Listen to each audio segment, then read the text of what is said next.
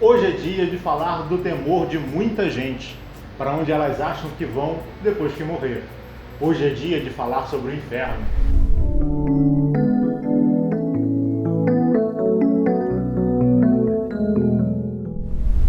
E para começar a falar sobre esse tema tão capcioso, né? Esse tema que intriga tanta gente, porque a gente tá conversando aqui, né? Todo mundo quer saber sobre o inferno.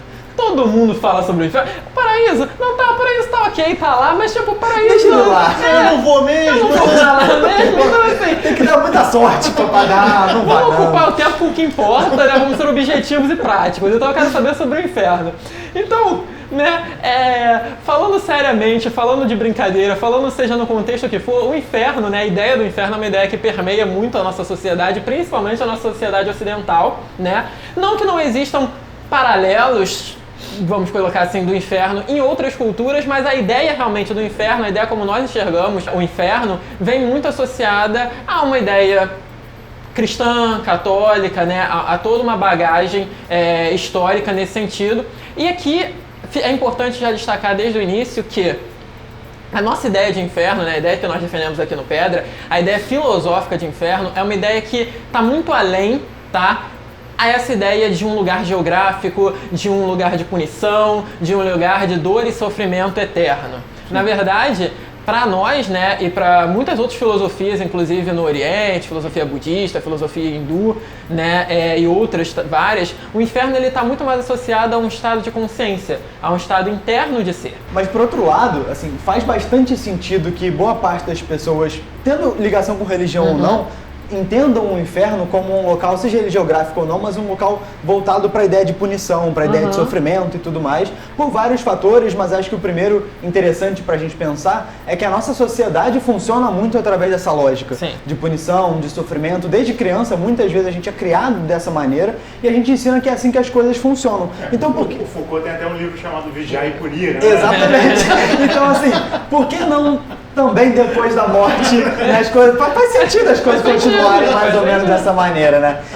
Existem outras possibilidades, como a gente vai conversar, mas é pra gente já começar refletindo se nós vivenciamos essa ideia de punição na nossa vida e se a gente projeta isso nas coisas que a gente enxerga no mundo, enfim, nas pessoas e até no pós-morte. Uma coisa que deve ficar sempre clara é que em várias culturas existe o fenômeno da vida após a morte. Ou melhor dizendo, quando a vida material ela se esvai, a nossa essência, que alguns vão chamar de alma, outros vão chamar de espírito, seja lá o nome que você queira dar, ela continua a existir. E o que ela vai fazer após a morte? Então, dentro dessas culturas, estabeleceu-se moradas, locais no qual esse espírito, essa alma, vai passar a habitar, né? O Hades, na cultura grega, né, era justamente essa morada. A gente costuma associar o Hades ao inferno, principalmente por conta do desenho do Hércules, né? Que tem lá o Hades, que o cara mal, que a cabeça explode. Ele quer sacanear todo mundo. Quando não, o Hades é o mundo dos mortos, né? Campos Elíseos, que seria o equivalente ao paraíso, né, dos gregos, ficava no Hades. Ou seja, não existe um local de punição propriamente dito. Existe o local para onde a sua alma vai. Só que o que ela vai fazer lá? E aí cada cultura vai tratar de uma forma diferente, né? Dentro da própria Igreja Católica, né, a ideia do inferno era um lugar quente. Por quê?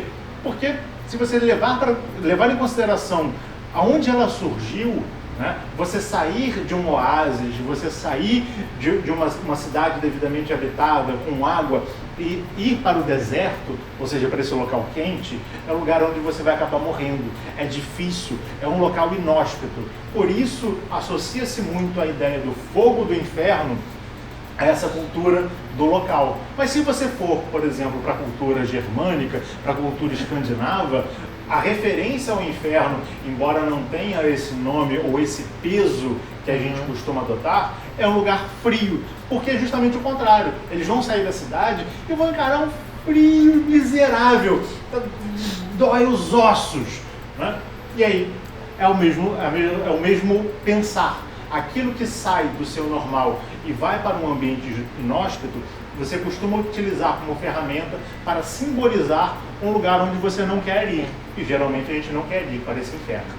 E aí o Paulo falou sobre simbolizar, então acho que é legal a gente começar a olhar para o inferno de maneira um pouco mais simbólica, né? Sair um pouco do literal e tentar entender o que isso pode significar para a gente. E até ainda falando sobre esse local, seja ele geográfico ou não, é tentar entender se a gente vai para lá, se a gente acredita que vai para lá, qual é o motivo? O Por que motivo. a gente vai, né? Por que a gente vai? Pra fazer, E aí vale a pena pensar, nós vamos para lá para sofrermos pelo que a gente fez de errado ou nós vamos para lá para aprender? Porque se nós vamos para aprender e nós acreditamos que há algo maior e que esse algo maior é relacionado à ideia de amor, faz sentido que a gente esteja ali para crescer, para se desenvolver, né? A gente não está ali simplesmente para ficar sofrendo, seja eternamente ou não. E se ele é simbólico, e se ele tem a ver com a nossa motivação, se ele tem a ver com o que nós carregamos dentro de nós e posteriormente projetamos no que há ao nosso redor, talvez isso também sirva para a nossa vida aqui antes da morte. Talvez isso também faça sentido, e aí faz sentido mesmo para as pessoas que não acreditam que há vida após a morte, que há inferno de fato. Tem como pegar isso e tornar algo que de fato faz a nossa vida ser melhor, independente da nossa crença. E talvez seja aí um dos pontos mais interessantes. Porque se a vida continua após a morte, se você parte desse pressuposto de que a vida continua após a morte, então você tem que ir para algum lugar. Só que o lugar que você vai, a vida que você vai ter depois da morte, não pode ser muito diferente da vida que você tinha antes da morte, porque não faz muito sentido, né? Você vai continuar sendo a mesma pessoa. Por isso que ninguém quer saber do paraíso, né? Exatamente. Você não vai deixar de ser você vai continuar sendo você. Só um instante. Não significa que depois que você morrer, você vai continuar pagando o boleto. Não é isso que a gente está querendo dizer. Não é tão ruim assim. Não é tão ruim assim. É ruim, mas nem tanto. Mas você vai continuar sendo você, né? A sua essência não vai mudar porque você morreu, né? Tanto que dentro do budismo, né? Isso vem muito da tradição tibetana também, você acreditava-se que o seu último pensamento antes da morte seria equivalente ao lugar que você iria, né, após a passagem. Então, isso é uma coisa muito interessante, porque eles entendiam que aquilo que habita o seu ser, aquilo que habita a sua mente, aquilo que habita o seu coração, aquilo que você manifesta, né, em essência, em vida, é aquilo que você vai manifestar em morte. Então, na verdade, se o inferno existe para quem morreu, é porque ele já existia quando a pessoa já estava encarnada, estava viva. Afinal de contas, ele não faria sentido existir para ela depois. E trazendo a ideia justamente de um inferno como estado de consciência, de um inferno interno, é a gente lembrar que tudo aquilo que a gente passa em vida que gera para nós, né, ou para outras pessoas, consequentemente, um estado de dor, de sofrimento muito profundo, pode ser considerado um momento de inferno. Então você não precisa estar num local, qualquer lugar que você esteja, seja ele qual for, seja a sua casa, seja a rua, seja onde for, onde você está passando por um momento que é muito ruim para você, o que você entende como muito ruim, que você enxerga como algo muito penoso, de um sofrimento muito árduo, esse momento já caracteriza um inferno para você, mesmo que para o outro não pareça nada, né? Então, por quê? Porque o inferno, ele é muito pessoal. Ele é uma coisa que está muito relacionada à sua subjetividade, né? Então, uma coisa que pode ser um inferno para o João, pode não ser para mim. Uma coisa que é um inferno para mim, pode não ser para o João. E aí já desdobra uma outra questão muito interessante, que é como que reconhecer isso na vida pode me ajudar a ser uma pessoa melhor? É justamente aprendendo a não julgar o inferno das outras pessoas. Ou seja, respeitar. O inferno existe? O inferno existe. O inferno não é uma crença independente da sua religião ou da sua filosofia. Ele existe, porque ele é um estado de consciência. E se a pessoa acredita estar vivendo no inferno, se ela se comporta como uma pessoa que está em sofrimento profundo, significa que ela está em sofrimento profundo, porque ela sente dessa forma, ela percebe dessa forma, é real para ela naquele momento. E a gente precisa entender isso, precisa respeitar isso e precisa tentar ajudá-la a conseguir entender o motivo que faz com que ela se sinta nesse ambiente, para que ela, nesse ambiente interno, né, para que ela possa sair disso de uma forma positiva, para que ela possa encontrar a polaridade oposta de uma forma construtiva. E é interessante trazer, né, fazendo referência também àquilo que você falou da doutrina budista e dos tibetanos, mas que também encontra paralelo dentro do próprio cristianismo. Né? Estabelece-se que se no final da sua vida você tem um momento de arrependimento, ou seja, se você se arrepende dos seus pecados, né, você vai para o céu, você não vai para o inferno. E nada mais é do que isso. É você compreender que aquilo que você errou no passado, aquilo que te levou até aquele inferno, é apenas um peso. Você consegue dar uma suavidade para aquilo, você dá a outra face, você começa a compreender um pouco melhor o que te levou até aquele fundo E assim você pode ressurgir. E aí você sai desse inferno subjetivo e você vai para um paraíso subjetivo. Porque da mesma forma que cada um entende o inferno como uma coisa pessoal, cada um também vai entender o paraíso como uma coisa pessoal. Pelas internets da vida, né? Circula muito, eu não quero ir para o paraíso porque não tem churrasco no paraíso. Talvez para essa pessoa tenha churrasco no paraíso. Porque para ela... Festão, né? Fica ali se divertindo com os amigos. E de certa forma, se você for levar em consideração de novo a cultura germânica, nórdica, o paraíso deles, né, o Valhalla, era justamente onde você ia comemorar com seus adversários. Né? Vocês iam poder guerrear, não no sentido que a gente entende, né, baixo, mas no sentido de manifestar a sua essência em plenitude com os seus adversários, porque todos eles ajudaram você a se tornar quem você é, propriamente dito, e não uma história de dor e sofrimento. Sim. E aí tem um aspecto muito interessante, né, em relação a mergulhar dentro de si para conhecer o seu próprio inferno, que é justamente não ter medo, ou pelo menos mesmo com medo, tentar aos poucos se conhecer para entender como você fica nesse estado. Né? Muitas vezes a gente evita muito isso, e aí quando nós, por forças maiores, entramos nesse estado, a gente não tem o menor controle. E aí ou a gente reprime muitas coisas que estão dentro de nós, ou a gente explode. E os dois caminhos são muito ruins, os dois caminhos são desequilibrados e geram muitos danos para nós e para as pessoas que estão ao nosso redor. Então a gente tem que desnaturalizar um pouco o grito, a grosseria, os maus tratos com as outras pessoas, e a gente só consegue fazer isso... consigo mesmo. E consigo mesmo, com certeza. Muitas pessoas são muito punitivas. E a gente só consegue fazer isso aceitando que está tudo bem quando a gente sente raiva, quando a gente não se sente bem por alguma coisa. Isso faz parte da vida e todo mundo passa por isso. A grande questão é, o que eu faço quando eu estou nesse estado? A responsabilidade não é das outras pessoas, ainda que elas tenham alguma interferência dentro do contexto. Eu tenho um mínimo de controle ou uma parcela de responsabilidade e eu devo dar atenção a isso. Eu devo trabalhar em cima disso para que eu possa construir coisas realmente boas. E aí volta a reflexão que a gente fez lá atrás. Ao entrar nesse estado, eu quero construir algo melhor com as pessoas que estão ali, eu quero comunicar que aquilo não foi legal para mim e construir realmente um ambiente mais saudável para todo mundo, ou eu só quero explodir para tirar o que está dentro de mim? São coisas... E trazer o inferno. E trazer o inferno para fora, né? Vem ficar comigo no inferno. Né? Se é isso... Sou tão generoso, eu compartilho meu inferno com os outros. Se é isso, por mais que a gente entenda que no momento da raiva a gente muitas vezes pensa dessa forma, não vai resolver.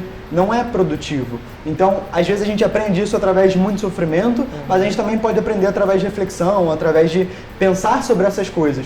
E aí tem, desculpa te interromper rapidinho, é que me veio uma história do Yogananda na cabeça.